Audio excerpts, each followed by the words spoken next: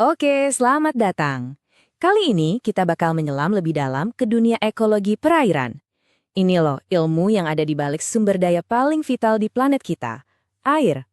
Nah, ini dia pertanyaan besarnya.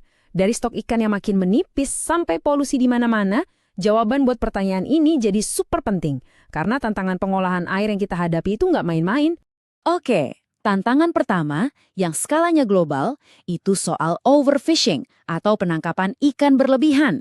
Stok ikan kita terancam habis loh, dan ini bukan cuma masalah buat laut, tapi juga buat jutaan orang yang hidupnya bergantung dari sana. Jelas, kita butuh solusi yang basisnya sains. Terus ada lagi nih aliran polutan yang kayaknya nggak ada hentinya. Mulai dari limpasan pupuk pertanian sampai limbah industri, semua ini meracuni perairan kita dan ya mengancam semua kehidupan di dalamnya. Belum lagi, kita juga kayak lagi balapan sama waktu buat memulihkan ekosistem-ekosistem penting. Contohnya hutan bakau di pesisir. Nah, karena semua masalah ini saling terkait, penting banget buat kita paham sains di baliknya. Oke, cukup soal masalahnya. Sekarang gimana solusinya? Nah, disinilah ekologi perairan masuk.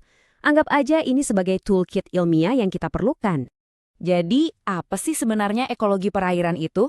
Gampangnya gini, ini ilmu yang mempelajari hubungan timbal balik antara organisme di air, itu yang hidup atau biotik, kayak ikan dan alga, dengan lingkungannya, yaitu faktor-faktor yang nggak hidup atau abiotik. Contohnya ya air itu sendiri, bebatuan, dan sebagainya.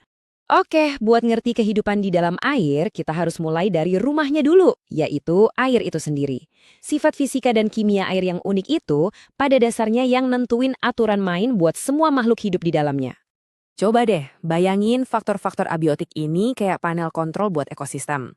Suhu misalnya, itu bisa nentuin seberapa cepat metabolisme ikan. Dan kalau terlalu panas, wah bisa bikin terumbu karang memutih. Terus ada oksigen terlarut, ini penting banget buat ikan bernapas. pH juga ngaruh ke ketersediaan nutrisi. Sementara salinitas atau kadar garam, itu yang jadi alasan kenapa ikan air tawar yang nggak bisa hidup di laut. Semuanya ini saling nyambung loh. Nah, setelah kita paham aturan mainnya, sekarang yuk kita lihat berbagai macam arenanya atau tipe-tipe ekosistem perairan tempat aturan ini berlaku. Di dunia air tawar, itu ada dua tipe utama. Pertama, sistem lentik atau air yang tenam, kayak danau, ini jadi rumah buat organisme macam plankton. Nah, ini beda banget sama sistem lotik atau air yang mengalir, contohnya sungai. Di sini, ikan harus pinter-pinter beradaptasi biar nggak kebawa arus.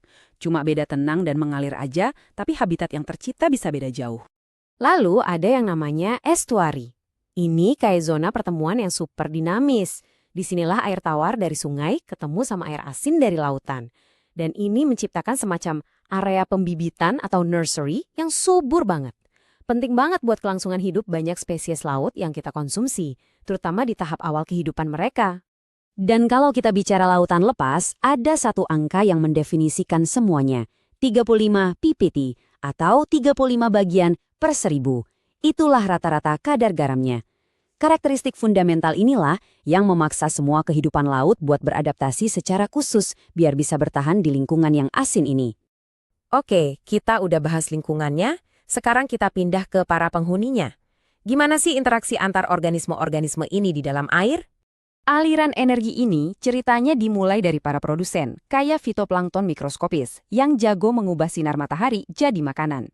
Terus, energi ini ngalir ke atas, ke para konsumen, mulai dari zooplankton kecil sampai ikan-ikan besar. Nah, yang menutup siklusnya itu para pengurai, seperti bakteri, yang tugasnya menguraikan sisa-sisa makhluk hidup dan mengembalikan nutrisi penting ke dalam sistem. Jadi, poin kuncinya, ini bukan sekedar rantai makanan yang lurus, tapi sebuah jaring kehidupan yang super kompleks. Keseimbangan seluruh ekosistem ini bergantung penuh pada kesehatan dan interaksi semua pemain di dalamnya. Nah, ini semua membawa kita kembali ke titik awal.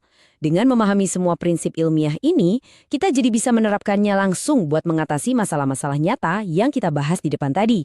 Nah, pemahaman ekologi perairan ini langsung berujung pada solusi-solusi praktis. Misalnya, ini bantu kita nentuin kuota penangkapan ikan yang berkelanjutan biar nggak overfishing.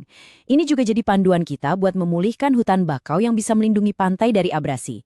Bahkan kita bisa pakai organisme tertentu kayak plankton sebagai bioindikator buat ngecek kualitas air, sampai ke persiapan kita menghadapi dampak perubahan iklim. Jadi, setelah kita lihat gimana semua ini saling terhubung, pertanyaan terakhir buat kita renungkan bareng-bareng adalah apa sih peran kita masing-masing dan peran kita sebagai masyarakat dalam menjaga keseimbangan sistem yang jadi penopang kehidupan ini?